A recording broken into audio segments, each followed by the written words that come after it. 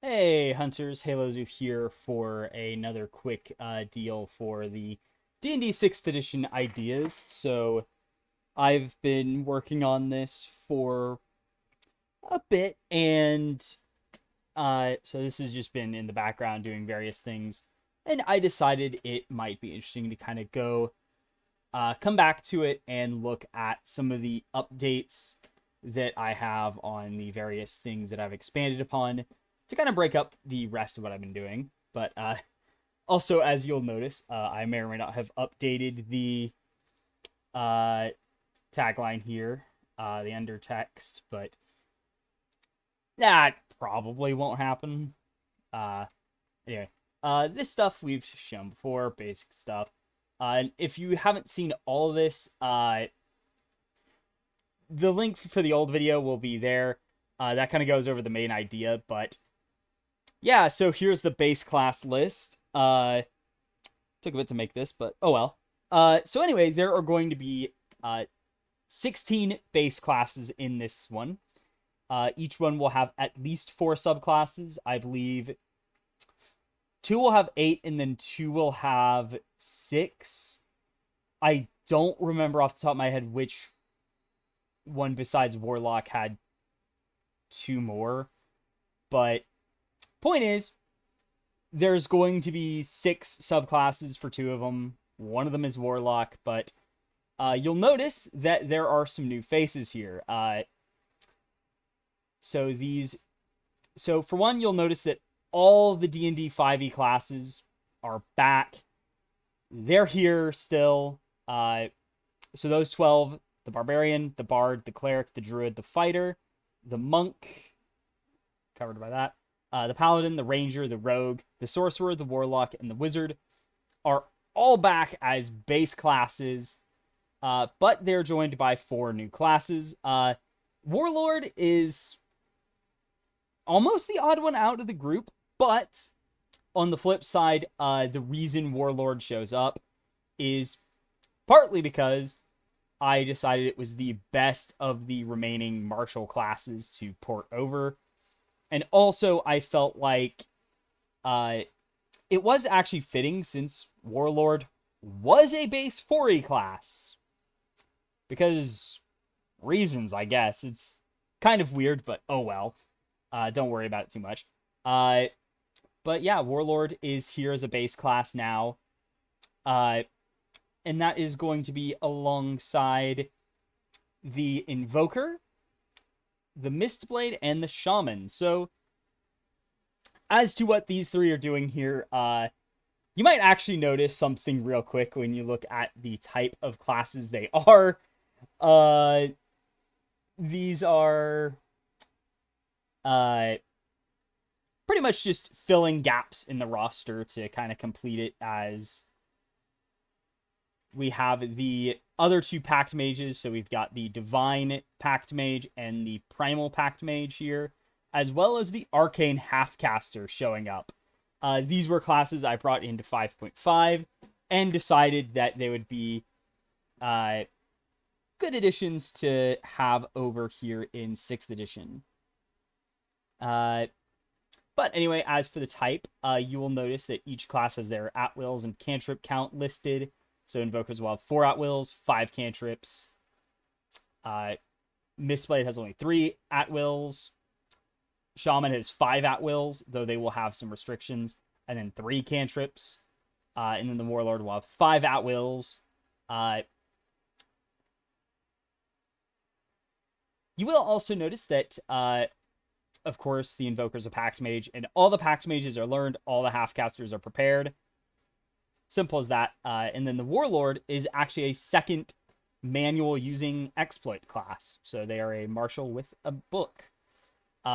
Just because I kind of felt like it made sense. So I'll talk a bit more about those 4 new classes later.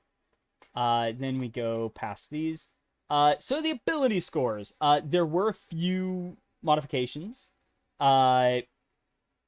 So you'll notice that for Con, for example, it now has hit dice healing as well as extra hit dice. So an idea I decided to kind of borrow from 4th edition.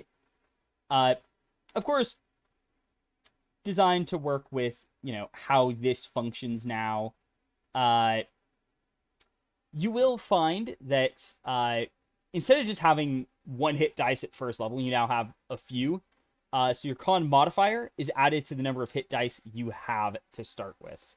So the idea is that you're encouraged to use hit dice more, similar to how you have more healing surges that you use more regularly in 4th edition. So that's similar idea here that is going in. You'll also notice intelligence has been overhauled a bit. So now, real quick note, extra languages has also been extended over to charisma. So either your charisma or your intelligence will affect how many languages you know. But you'll also notice investigation is gone. So I decided to cut it mostly because it has this kind of redundancy with perception where there's a lot of weird moments where in 5e you're asking, like, can I roll this with perception or can I roll this with investigation? So the idea here is that is cut. You always use perception, which is always using wisdom. That's it, basically. Just to kind of kill off that kind of annoying thing. So in its place is the new scholarship skill. What does scholarship do? And like the name is a placeholder, so don't worry about that. But basically, it's school stuff. It's academics, stuff like that. I might actually rename it academics, but I don't know. But the idea is it's like basic math, science, stuff like that, where, language arts. It's kind of a catch-all of, hey, here's basic knowledge stuff.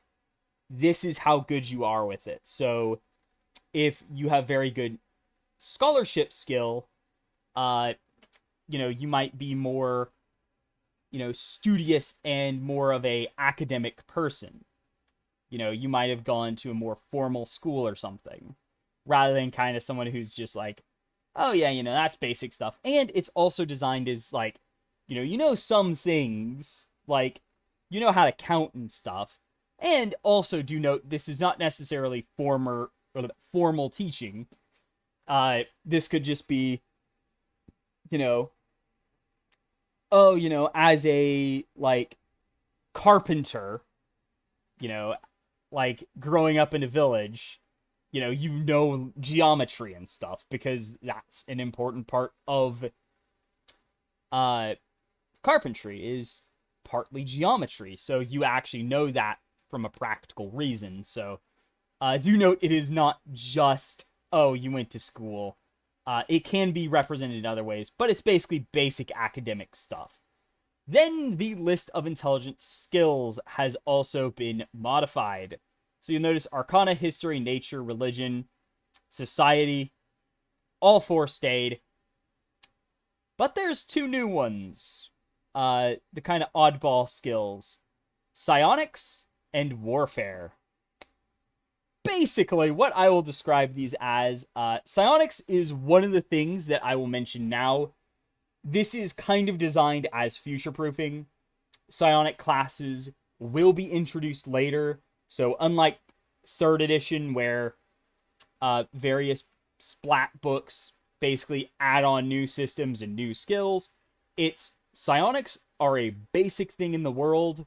There is a knowledge skill tied to it, which is also used for a lot of aberrations and stuff, who also are linked to psionics.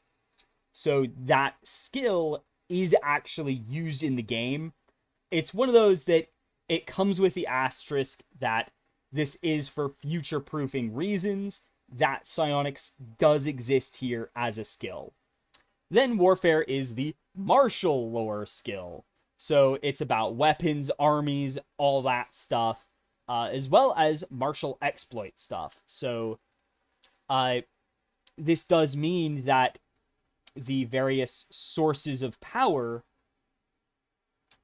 all have their own associated skill. So if you're, an arcane caster, you are associated with arcana. If you are a primal caster, you're associated with nature. Divine for religion, psionics for psionics, that might get renamed, but I don't know. I will need ideas for that. And then warfare is for martial stuff.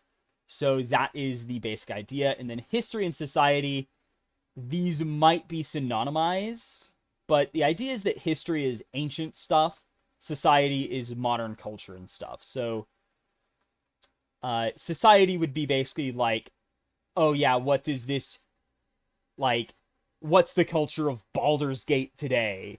Whereas history would be, oh yeah, what's the ancient history of these ruins in the Sword Coast, sort of stuff. But that's the changes to the skills in the intelligence overhaul, which may or may not be complete. I don't know.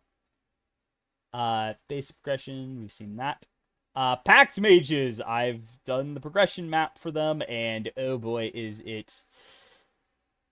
It's a bit complicated, I'll be honest, but so basically the idea is they function similar to how they function in 5e.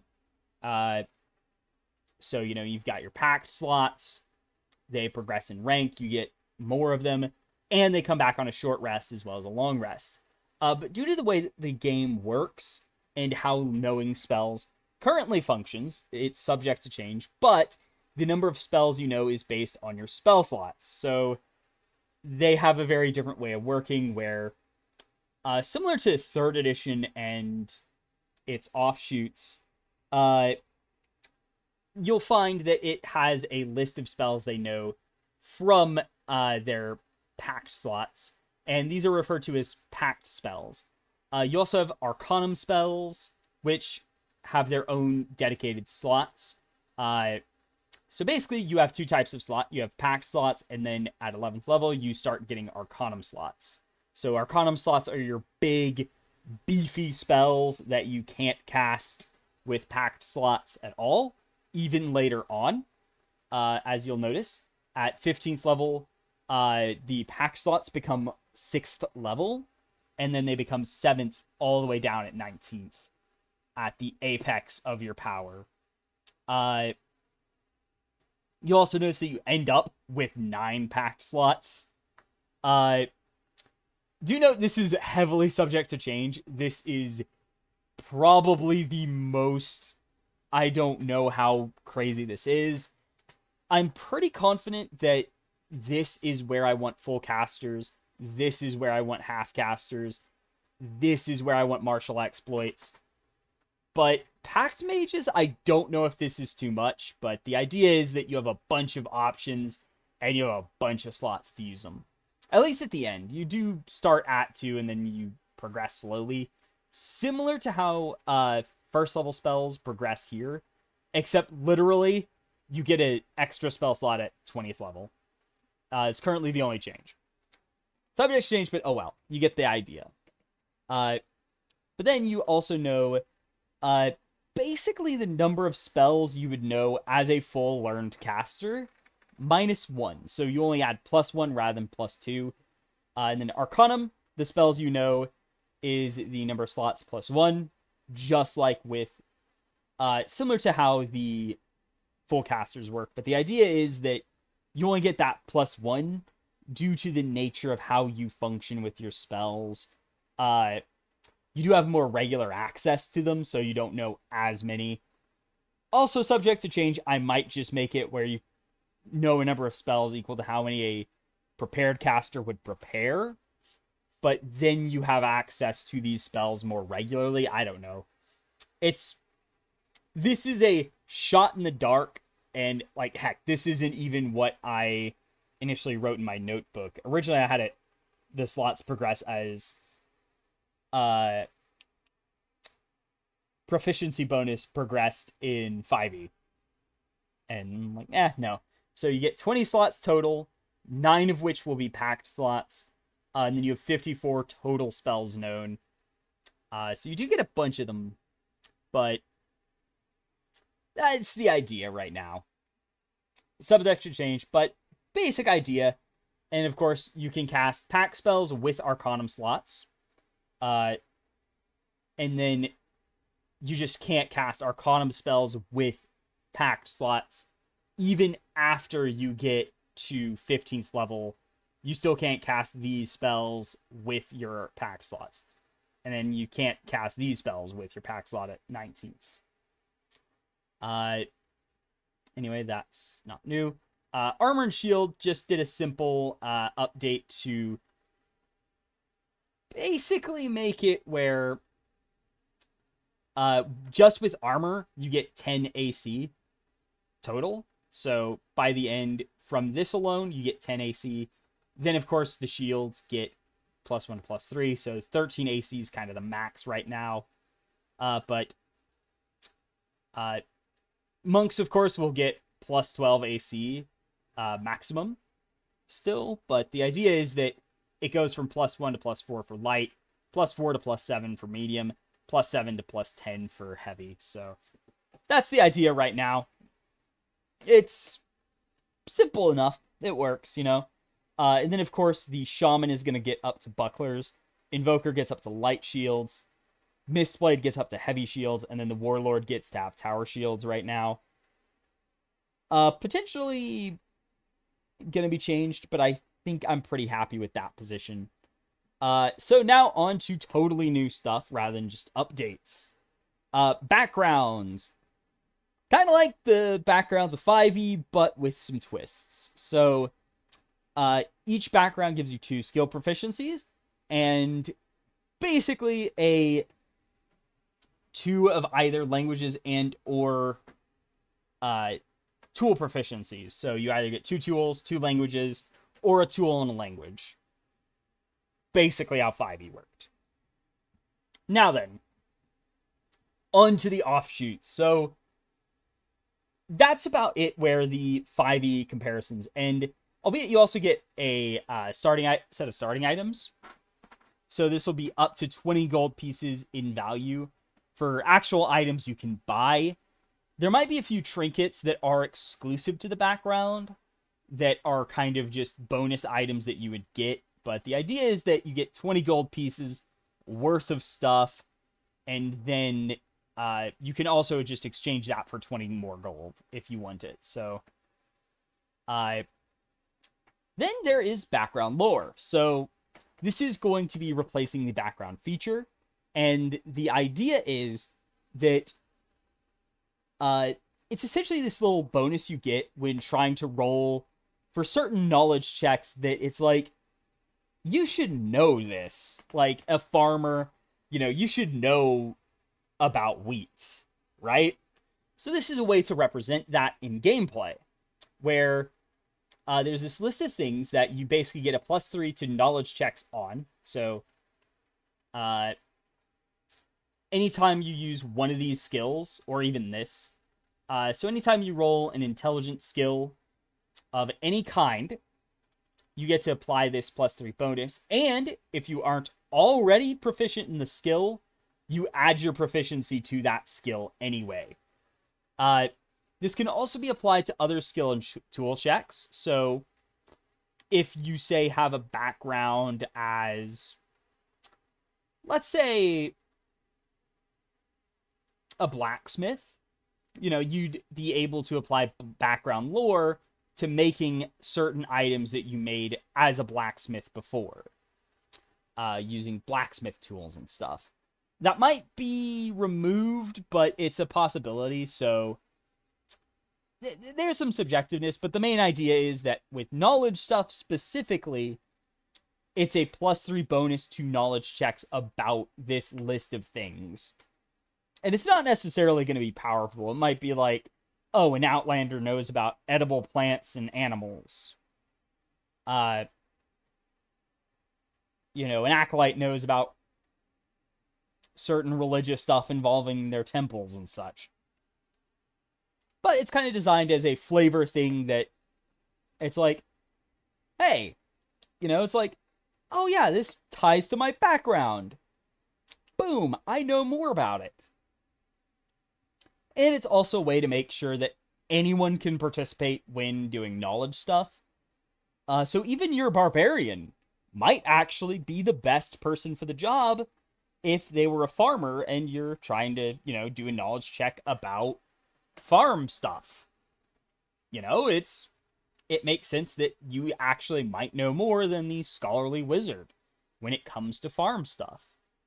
So then experience and leveling up. So this is an idea you could also apply to D&D 5e, but basically the idea is simple. Each level is 100 XP to get to from the last. So each time you level up, it's just 100 more XP. That's it. The cap, it only takes 2,000 XP to get to level 20. That's all you need. Now, so you would start out at level 1 with 100 XP. This is partly for the idea that you might have level 0 characters, so you wouldn't have subclasses, feats. You'd also start with less HP. This is an optional thing to kind of make up for the idea that, yeah, subclasses are at first level. To kind of give the start at first level experience from 5e. Keep it around, but in a more reasonable way, and make it clear this is not the intended way to play. But also, as it should be obvious, this is also a way to make it where the XP requirement is just the level times 100. So, yeah. But anyway, how does XP work? So, it's instead only given by encounters and quests. So, individual enemies don't give XP. Goodbye, murder hoboing. It's not really rewarded in this system. So there are 7 difficulty rankings for encounters and quests. Or at least for encounters, there's 7 difficulty rankings, and then quests have their own deal. But the difficulty rankings for encounter are basically based on the CR of enemies and puzzles. So versus your level. So basically the idea is that instead of having this exponentially scaling amount of XP you have to reach, it's just a simple linear progression. That it's always just 100 more, and the XP rewards are changed around based on your level. So there are pitiful encounters. Basically, you can't lose this. It's it's almost not worth having you fight because there's practically no way you can lose. That's what a pitiful encounter is, and as a result, it's worth 0 XP. Then there is a very easy encounter, which is worth 1 XP. These are the kind of encounters that you'll win, but it's not going to be oh, we kill it in 1 turn or something. It's if you did nothing, it would kill you, but you're still probably gonna, you're practically guaranteed to win unless you get super unlucky. And that is 1 XP. An easy encounter is going to be 2 XP, and it's an encounter that, you do have to work for it a little, but you're gonna win. It's kind of the in-between very easy and moderate. It's kind of, you have to work a little bit, and it's not going to be over in 1 to 3 turns. It's going to be a bit, but, you're going to win, basically. A moderate encounter, worth 3 XP, this is a fair fight. It could easily go either way. It's not a guarantee you win, but it's not a guarantee you lose. It's this is the most fair fight you can have, relatively speaking. Then a hard encounter is worth 4 XP, and this is basically you have to work for this one. You're not just going to win, so you're going to have to play a little, and you're going to have to focus. It's not hard to win, but you will have to try, otherwise you will lose in the end. Then there are very hard encounters. These are you're pushing your luck, but you could reasonably win if you do it well. You don't need to be perfect, and, as is the rule of D&D, it could very easily become a joke encounter, and a very hard encounter becomes the easiest thing in the world, based on the rolls, but, it's basically, in theory, this is going to be a difficult encounter to win unless you pull out, you play well, you coordinate, and you push through the challenge and get this done. It's not really suggested you use very hard and very easy encounters often. So even if it's like, oh yeah, you want to have like 10 XP worth of encounters in an adventure, you don't want to do 2 very hard encounters. You want to have like maybe a hard encounter and 2 moderates, or maybe, a hard, a moderate, an easy, and a very easy, to throw in there. Very hard, it's like, this should be reserved for, yeah, this is a special occasion, boom, very hard encounter. As a kind of, here's something special. Like the big boss fight that we've been working up to. That might actually want to be hard rather than very hard. Just so it's like, your players can win, but they don't feel like, oh yeah, we were gonna win anyway. But very hard is, oh gosh, we really gotta work for this.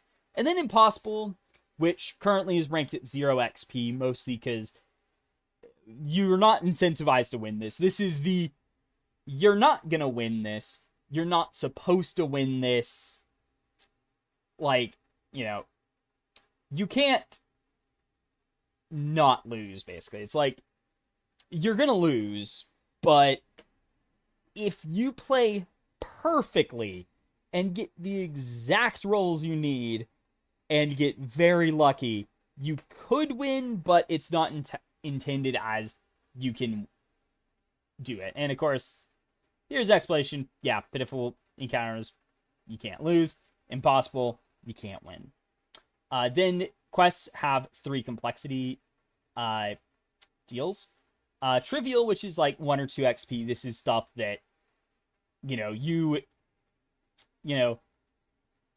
it would be like, oh yes, oh hey, you're going over to this big fortress over there? Yeah, take this, like, letter there, to this place you are already going. It's like, it's a quest, but it's kind of like just the simple fetch quests of, there's not really much to work for.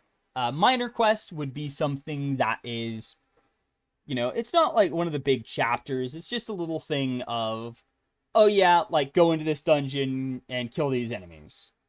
It may not be fully relevant to the story or advance the plot too much, but it's something. And then a major quest is the big, like, oh yeah, go in to this dungeon filled with dangerous enemies and stop this ritual before it can be completed. That kind of big stakes, big challenges. And also the encounters can actually affect the complexity and importance. So if you have several very hard encounters, it's going to be major. A minor one could have a very hard challenge, but, usually it's going to be up to hard in small quantities, but usually just moderates and easies. And then trivial's like very easy stuff and maybe an easy thing, but and that's like 1 or 2 XP. It depends on what exactly it is. And of course, numbers are not final and can be changed by the DM freely. So they might decide, oh yeah, this major quest is worth 100 XP, so you instantly level up. And then, of course, once you hit an XP threshold, You have to take a long rest before the level up sets in. So no Diablo. Ding! Oh, I'm suddenly at full HP and everything. And there's this sudden burst of light. None of that silliness. You do have to rest for it. You gotta sleep on your level up. So then there's also the status effect list that I've worked on. So you'll notice a lot of new names. Some are returning stuff, like HP-based stuff.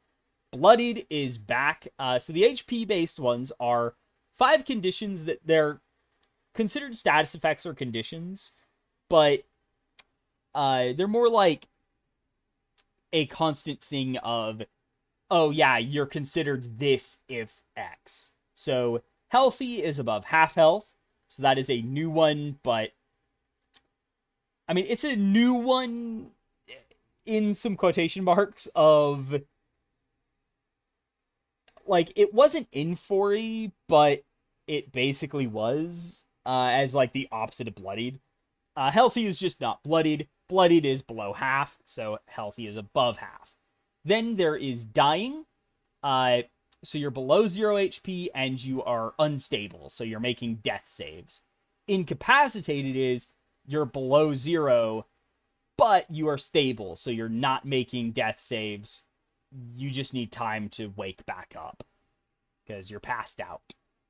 And then dead is dead, you know? Like, it's kind of rarely referenced, but at least outside of certain necromancy spells, which you know what they are.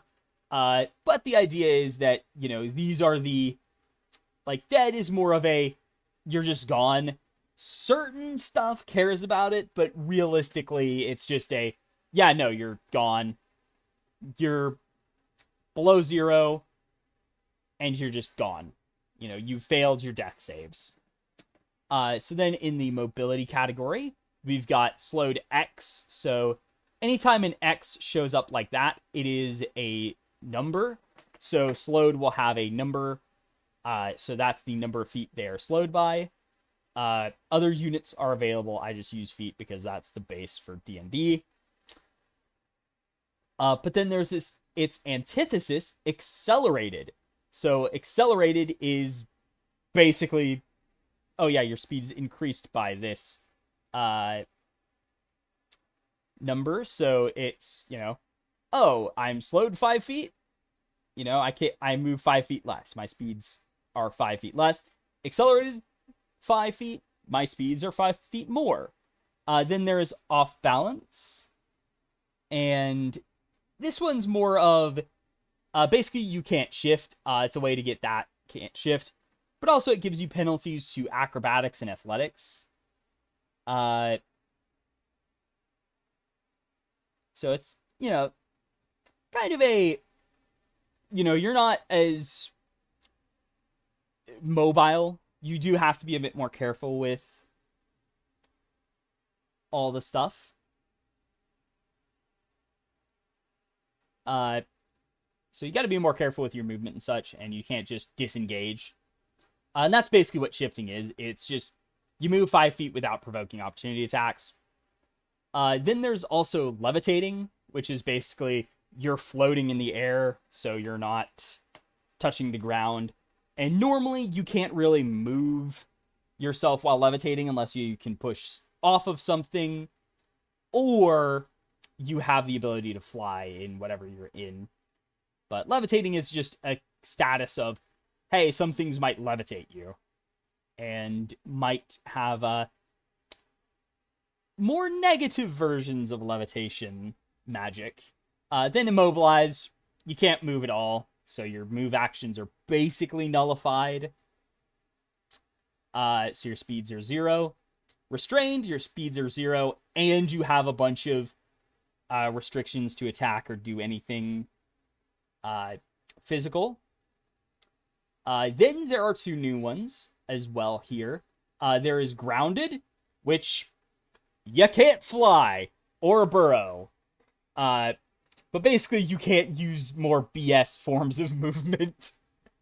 And then there is plane bound. which shuts off teleportation. So, basically, like a classic thing is, oh, this enemy, I want to lock them down, but they have the ability to teleport out of being immobilized or restrained. Okay, plane bound. You can't teleport anymore. So that's a new one added in to fill a gap.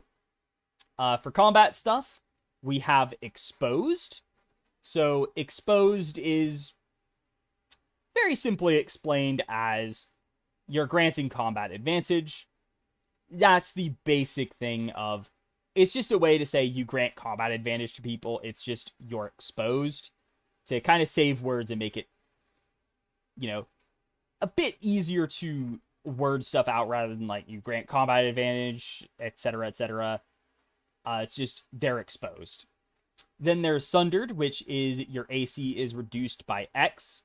So you might have Sundered 2, which is -2 to AC. There's Weakened, which is -X to damage rolls. So if you're Weakened 4, you take -4 on damage rolls of all varieties currently. Taunted is basically marked from 4E, except it's named what actually makes sense. So it's like, hey, you, attack me. You have -2 to everyone else but me, and that's it. Simple, but it works. Then there is Silenced, Crippled, and Disrupted. So the basic idea for these three is they shut off a certain type of deal that basically it's like you can't use certain special abilities. Silenced is for magic and spells, so you can't cast spells while silenced. Crippled, you can't use martial exploits while crippled. They might also have secondary effects, like silenced might make it difficult to speak. Crippled might make it difficult to attack with weapons. Then there's Disrupted, which is for psionics. So once again, this is more of a future-proofing thing of this exists because psionics is coming. It's not in the base game, but this does work on stuff like mind flayers. They're pesky mind blasts. Yeah, they're not doing that while Disrupted. Also, Disrupted will have the secondary effect of shutting off telepathy. So if a creature speaks telepathically, disrupt them, and they cannot communicate telepathically. They also can't do stuff like detect thoughts. So that will affect a few other things, is the idea, but that's there. For damage stuff, there's Unhealing. So Unhealing is you can't regain HP. It's a dumb name, but hey, it works. Then there's Regenerating, which basically at the beginning of your turn, you regain X HP. So, you regain this much health. Then there's Ongoing X damage, which it's basically like, this wording from 4E, it's a certain amount of damage of a certain type. So like ongoing 5 fire damage or something. However, as a special note, how these two interact. So regenerating always triggers before ongoing damage. So basically, if you are like burning but also regenerating, you'll always regenerate first. So basically, if you're at like 4 HP, but you have regenerating 5 and are taking ongoing 5 fire damage, then you would regain the 5 health, then take the 5 fire damage, so you never go to 0 HP. Just to kind of keep some weird interactions from happening of, oh no, I take the damage. Oh hey, I'm fine. So you never go to 0 this way. So no cheesing this for stupid effects. That has been prevented. Also, you don't fall over when doing that. Then there's also poisoned, diseased, and cursed. So this is basically splitting up some stuff, and these are basically just, as I would describe them, stickers to say, hey, this is a catch-all. There are various effects that are either a poison, disease, or curse. So basically, these are just a way of saying, oh yeah, something is weaker to this, or more likely vulnerable, or not vulnerable, resistant or immune to it. Even if that does kind of continue the classic gag of poison damage sucks, but I do intend that to be not quite as bad, as there will not be like universal all constructs and undead are immune to poison. Some can be poisoned, assuming it actually makes sense for them to be poisoned. But basically, these are just, there's no set rules. It's just certain things refer to these conditions. So they are under these terms of, these exist, but they have no defined meaning. Sense stuff, there's blinded and deafened. You know what those do. There's also anosmic, which basically is shutting down smell. So there might be a few more, but the main idea is for certain enemies who have blind sight linked to smell,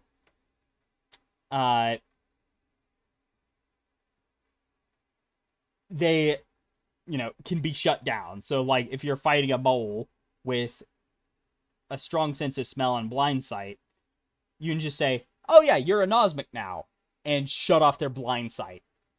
That's kind of the idea. So I pulled that out. There's also another very original name, unsensing, which is just, you cannot sense anything. And yeah, simple as that. Also note, this shuts down true sight. This is one of those super conditions that it's rare, but it's powerful. Then there's also hallucinating, which is just, you're seeing stuff that isn't there. That's the gist of it. Might change that, I don't know. It's there. I might keep it, might cut it. There might be more, but this is just a basic idea of what I wanted to add anyway. Then there are the manipulation ones.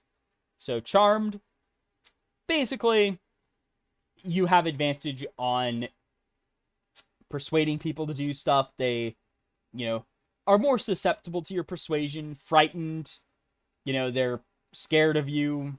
They don't want to be around you. They're easily spooked and intimidated by you. Dominated, you straight up control them. But then there's the new ones, which include pacified, which is, you don't want to attack anyone. So think of this as the pacifism from Magic the Gathering of, you can't attack, basically. You don't want to attack, you don't want to so that's a kind of, yeah, no, you're not attacking us anymore. You're not attacking anyone anymore. So it's not just you and your allies, it's, no, you're straight up not attacking at all. Then there's Berserk, which is, you attack everything, including your allies, as you'll just attack whoever's closest to you as your Berserk. Then there's Focused, which is basically a way of saying, like, you're temporarily immune to other manipulation conditions. I might cut that, but I don't know. It's one of those, I don't know. But the idea is that you're focused and you have a bonus to doing stuff while also being immune to these. I might keep it, might cut it, I don't know. Then there's the 4 debilitation ones. Dazed, which is you only have one action type, so you can only take a standard move or minor action. You can't take reactions. It's the thing from 4th edition. It's back, Stunned, can't do anything, but you don't fall over. Unconscious, you're asleep, basically, but you're not at 0. But you're asleep, basically. And then paralyzed, you can't move at all, and you fall over. Might also add in petrify and stuff, but that's basically the idea of those, and that's just some of the basics of that. Now, finally, the schools of magic, or at least finally for this part. So we have 12, or quote-unquote 12 schools of magic. So there will also be stuff for martial exploits and psionics, but I do not have those finalized at all. But 8 schools of magic: abjuration, conjuration, divination, enchantment, evocation, illusion, necromancy, transmutation. It's the 8 we know and love, you know.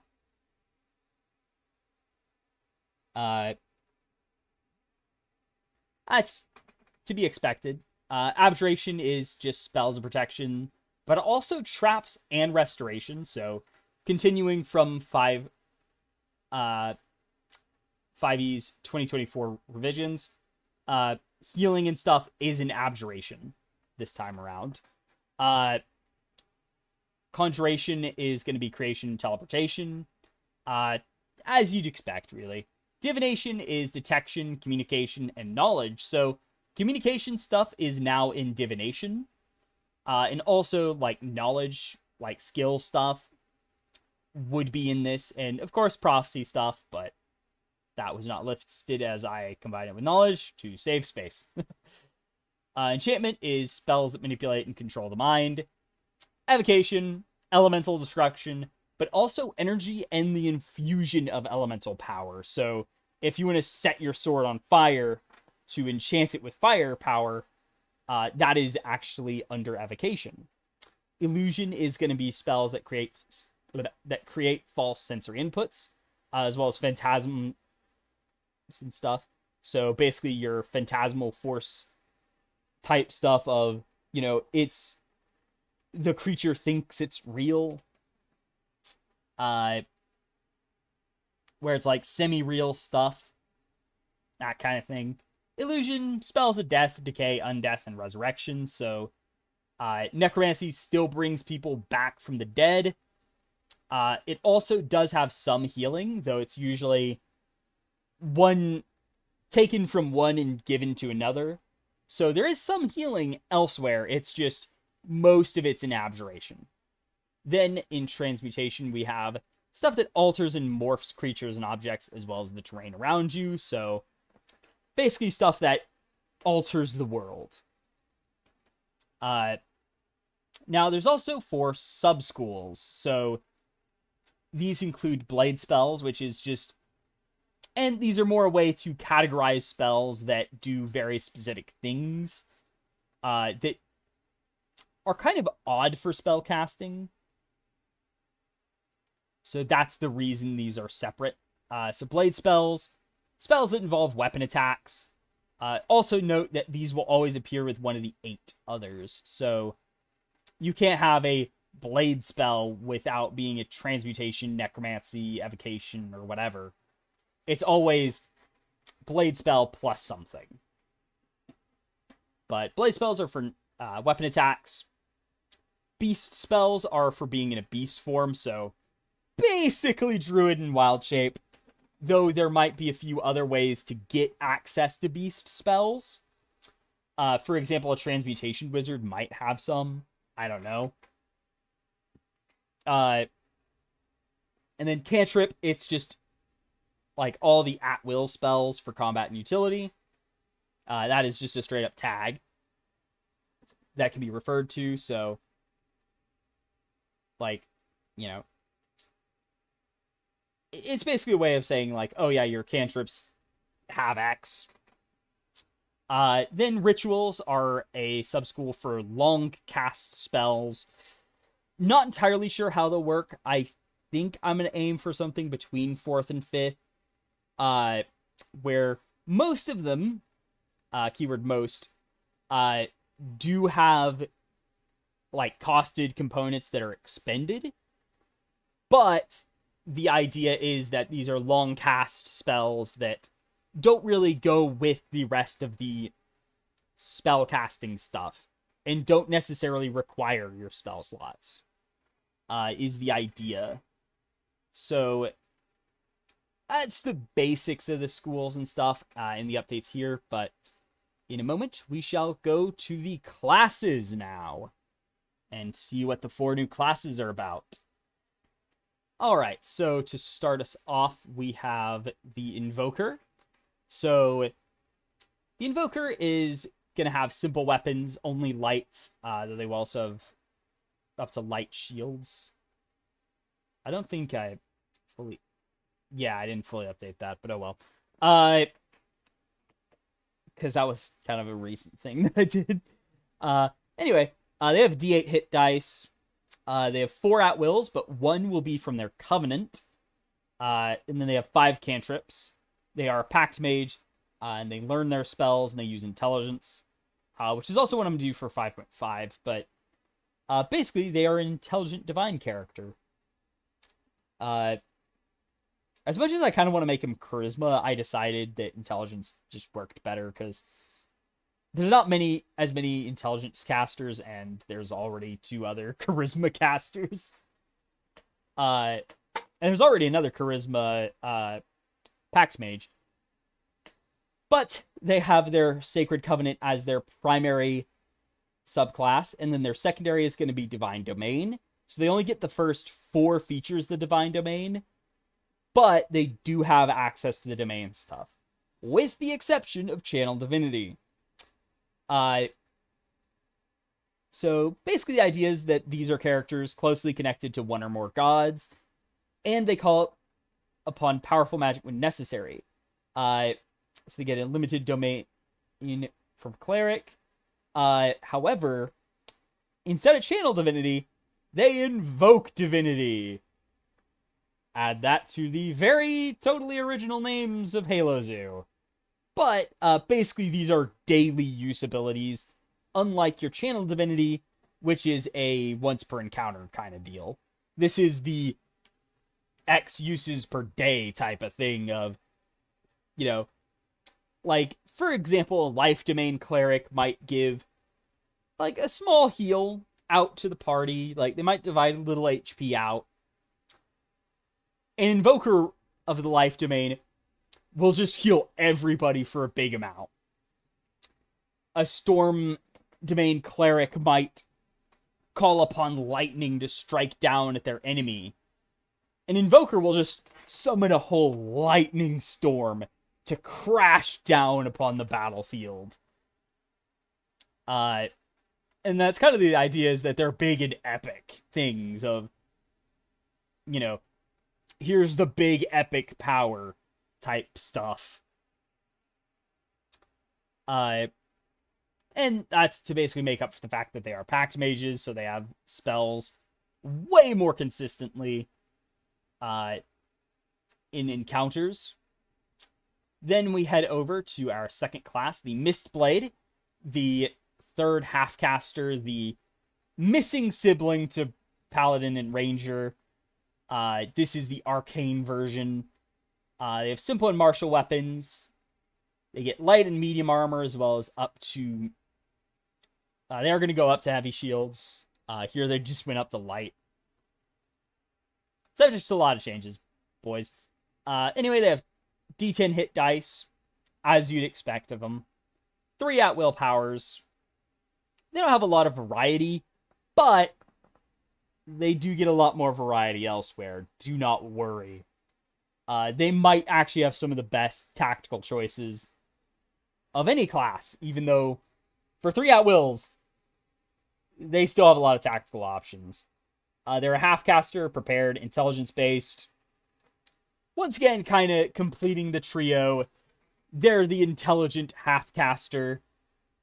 Primary archetype is going to be Arcane Essence, so this is based off of a few of the 8 schools of magic. I believe there will be 4 base, though this might be the one I give 6 subclasses, so they have everything except enchantment and divination, because those 2 are a bit iffy.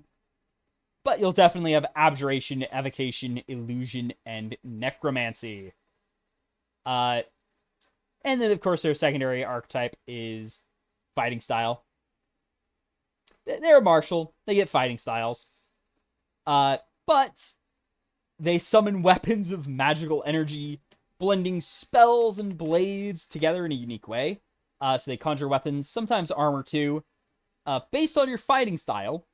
And then you can overload them for special abilities. So if you have like a great sword, you might overload it for a big cleave, whereas for a heavy crossbow of lightning, you might do like a chain lightning effect. And that's kind of the idea with the overloads is, oh, hey, you overload your weapon, it does a big burst, and that's going to be your encounter ability to go along with your spell casting. And you also have a lot of blade spells, which will also be shared mechanic with Paladin and Ranger. So those three use the most blade spells. And will have access to the most blade spells. Other casters will have some blade spells available. These guys have the most, by far. Then we go over to the Shaman. So they have simple weapons only. Light armor, though they also get bucklers. D8 hit die. And then they get 5 at-wills. However, they have some restrictions. So one of them is based on their spirit. So you have to have 1 spirit power for your spirit to use.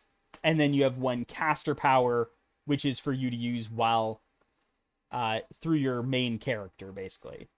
Then, of course, you have 3 cantrips. So this is kind of similar to Shaman and 4E, but taken a step further with a bit of the Druid of 4E.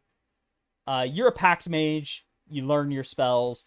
But you're a variable caster. So of the 4 Totemic Spirits, which is your primary archetype, each of them will have a different stat associated with you and a different stat associated with the spirit. So your stat will affect what you use for spellcasting. The other stat is used for your spirit. So there is going to be the bear, the wolf, the panther, and the hawk. So the hawk is going to be giving you charisma casting. The wolf is going to be wisdom casting. The panther is going to be intelligence casting, which is kind of a callback to 4E, where Panther Shaman was intelligence-based. And then the Bear Shaman is the Con caster. So you cast with Constitution, while your bear is big and strong like you are. And then, of course, you also have Spiritual Attunement, which is going to be like Earth, Sea, Sky, etc. So in battle, you'll have a Primal Spirit with you. You have different casting stats, and your Totemic Spirit also will have a daily ability, and you also have a daily ability from your attunement, so you'll have a few things to do with that as well. So you will have big daily stuff linked to your spirit and all that.